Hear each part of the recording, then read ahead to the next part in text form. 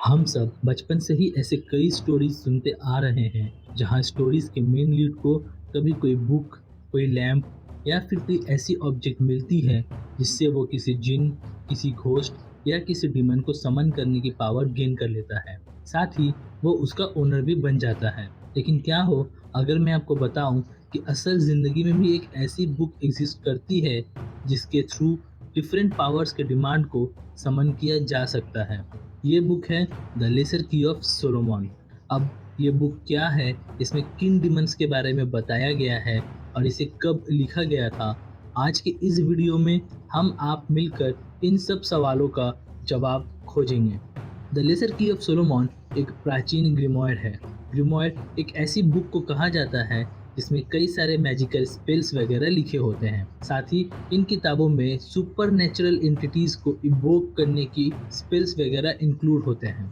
गोरेशिया जो एक Latin word है जिसका मीनिंग होता है इवोकेशन ऑफ डिमंस। इस लैटिन वर्ड को भी एक एंशियंट ग्रीक वर्ड गोएशिया से ड्राइव किया गया है जिसका मतलब है विचक्राफ्ट और black magic. The book of गोरेशिया ऑफ सोलोमन द किंग में 72 डिमंस के नाम हैं और उनकी पावर्स के बारे में काफ़ी डिटेल्स में लिखा भी गया है। इनफैक्ट इस किताब में उन्हें समन करना यानी उन्हें बुलाने के स्पेल्स भी मौजूद है। इन सभी को डिफरेंट कैटेगरीज में डिवाइड किया गया है जो कि है king, duke, prince, marquess, counts, knights, president. अब ऐसे में मैं यहाँ एक ही वीडियो में सारे कैटेगरीज पर चर्चा नहीं कर सकता, लेकिन आज के इस वीडियो में हम किंग कैटेगरी के सारे डिमंस के बारे में बात करेंगे। तो चलिए शुरू करते हैं।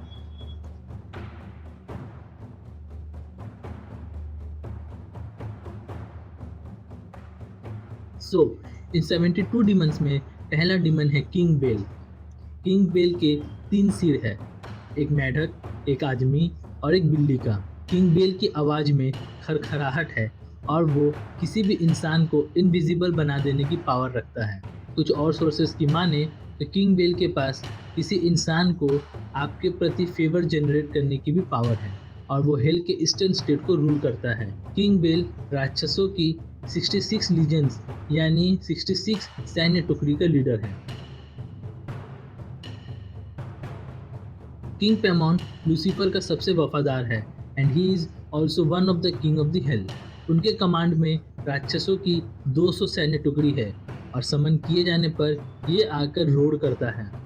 पेमॉन को बुलाने वाला उससे किसी भी तरह का सवाल कर सकता है और उसका जवाब मांग सकता है और इस सब प्रक्रिया के दौरान बुलाने वाले इंसान को नॉर्थ ईस्ट डायरेक्शन में दिखते रहना होगा क्योंकि उसी डायरेक्शन में पेमॉन का घर है। पेमॉन को बुलाते वक्त सैक्रिफाइसेस दिए जाते हैं, साथ ही कई म्यूजिकल इंस्ट्रूमेंट भी प्ले किए जाते हैं। ऐसा कहा जाता है कि पेमॉन सबसे नॉलेजेबल डिमन है जहां उसे आर्ट, फिलोसॉफी और साइंस जैसे विषयों में महारत हासिल है।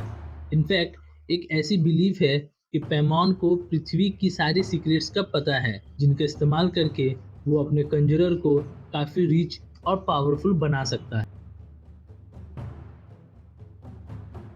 बिलेत के अंदर राक्षसों की 85 सैन्य टुकड़ी आती है। वो एक पेल कलर के हॉर्स पर राइड करता है और उसके आने पर आसपास डिफरेंट वैरायटीज ऑफ म्यूजिक्स को सुना जा सकता है। ऐसा कहा जाता है कि बेलेथ को समन करने वाले के अंदर बहुत हिम्मत होनी चाहिए क्योंकि जब बेलेथ आता है तो वो अपने कंजरर को काफ़ी डरा कर उसकी हिम्मत मापता है।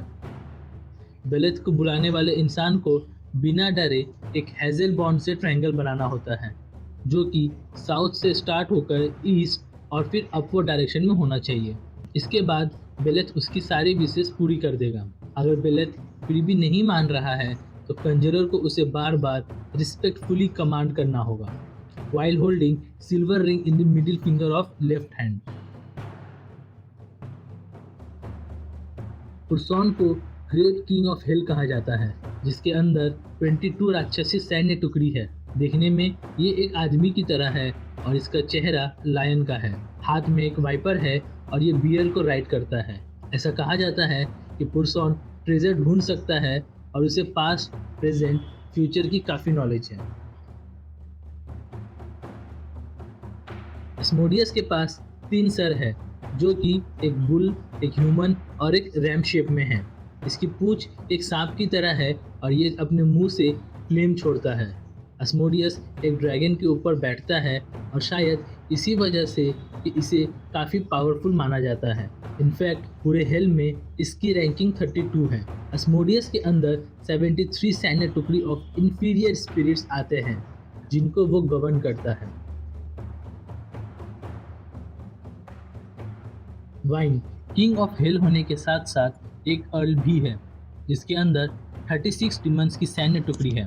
पुरसॉन की तरह ये भी ट्रेजर्स खोज सकता है, पास्ट प्रेजेंट फ्यूचर बता सकता है। साथ ही ये टावर्स वगैरह को या तो बिल्ड कर सकता है या फिर उसे डिस्ट्रॉय भी कर सकता है। इसके अलावा वाइन पानी की मदद से स्टॉर्म ला सकता है। दिखने में वाइन एक लाइन की तरह है जिसके हाथ में सरपेंट है और वो एक ब्लैक हॉर्स को राइड करता है।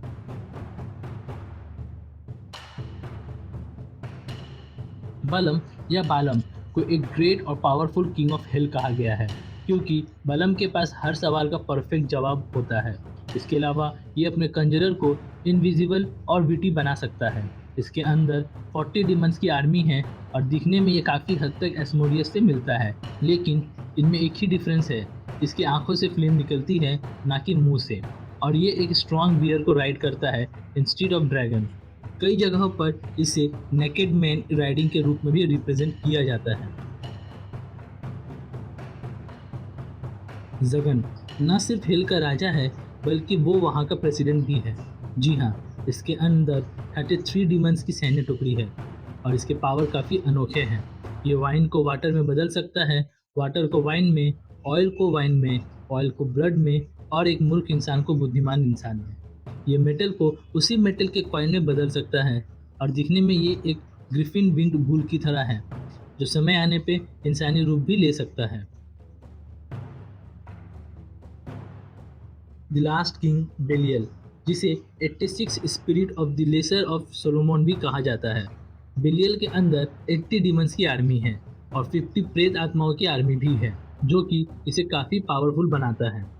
इनफैक्ट ऐसा कहा जाता है कि लूसीफर के ठीक बाद बेलियल की ही रचना हुई थी। बेलियल से किसी भी तरह का जवाब पाने के लिए इसे काफ़ी ऑफरिंग्स, सैक्रिफाइसेस और गिफ्ट्स देने पड़ते हैं, वरना ये बड़ी चालाकी से गलत जवाब दे देता है।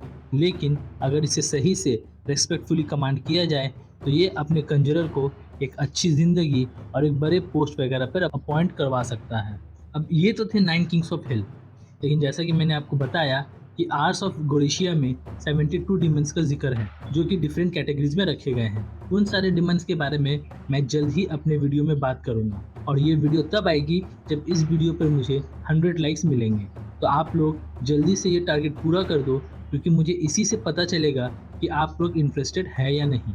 इन बुक्स में कई स्पेल्स डिटेल्स में लिखे गए हैं, लेकिन फिर भी इस तरह की बात पर बिलीव करना कि ये स्पेल्स सच में इफ़ेक्टिव है या फिर इनके थ्रू सच में डिमंस से कांटेक्ट किया जा सकता है, ये काफ़ी हार्ड टू बिलीव है। कई लोगों का मानना है कि ये स्क्रिप्ट उस ज़माने में लिखी गई थी जब ह्यूमंस के पास सच में एक ऐसी नॉलेज हुआ करती थी जिसकी मदद से वो सुपर नेचुरल बीइंग से संपर्क कर पाते थे। लेकिन मेरी ओपिनियन तो यही है कि ये सारी बातें बस माइथोलॉजिकल लिटरेचर है, लेकिन हाँ, इन्हें पढ़ने और उनके बारे में जानना काफ़ी इंटरेस्टिंग हो सकता है। आज की वीडियो में बस इतना ही। वीडियो पसंद आया हो तो इसे लाइक और शेयर ज़रूर कीजिएगा और जाने से पहले हमारे चैनल को सब्सक्राइब करके बेल आइकन ज़रूर दबा दीजिए क्योंकि हम अपने चैनल पे ऐसे वीडियोस लाते रहते हैं। तब तक के लिए जय हिंद, जय भारत।